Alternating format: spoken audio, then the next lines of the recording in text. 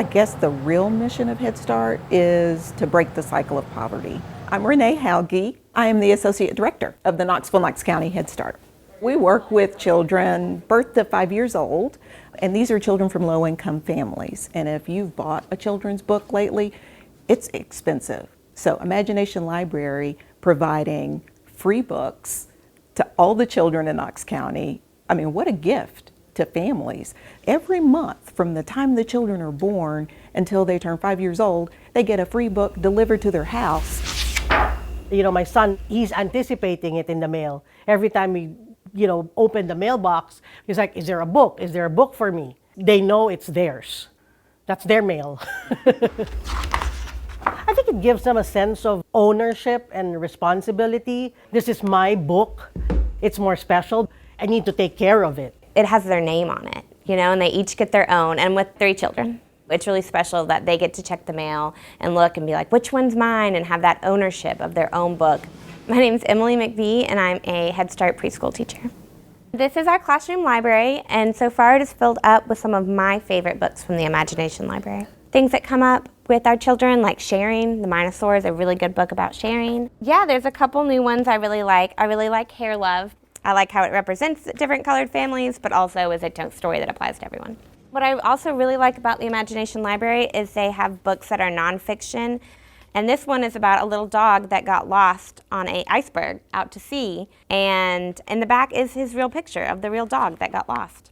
Scientists all agree that the best thing you can do to get your kid ready for school is to read to them. This program is providing the books for the parents to read. A library at home, you get the closeness to your child because you don't read afar. You always read together. It creates a bond. Reading to him at nighttime is a nighttime ritual for both of us.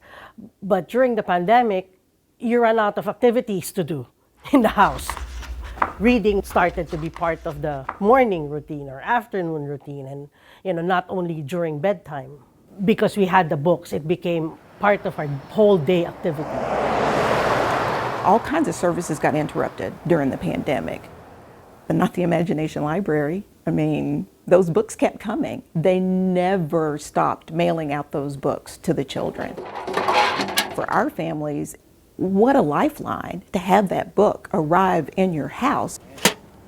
During the pandemic, getting the books was a little connection with the outside world. We were getting mail, and it was for the kids, and that we're able to read about other places and other situations that maybe we're not in right now. So there you are. You're like, hey, we've got a new book, y'all. It's exciting. Let's sit down and read. Yeah. The Imagination Library is legitimately changing lives by making sure that children get books every month. Without that help, then what we're doing at Head Start is that much harder. The Imagination Library can't do this all by themselves. It really takes the entire community working to make sure that this happens. Donating to the Imagination Library, I mean, that's easy. The reason you would do that is to get books into the hands of children. They're not sending them the cheap little freebie books. They're picking high quality books that a preschool teacher would pick. Great illustrations, great stories, good vocabulary. If they get no other books in their home, just the Imagination Library books, you're talking about 60 books for that kid. So I just think I want people to know this is a vital service. It needs to continue.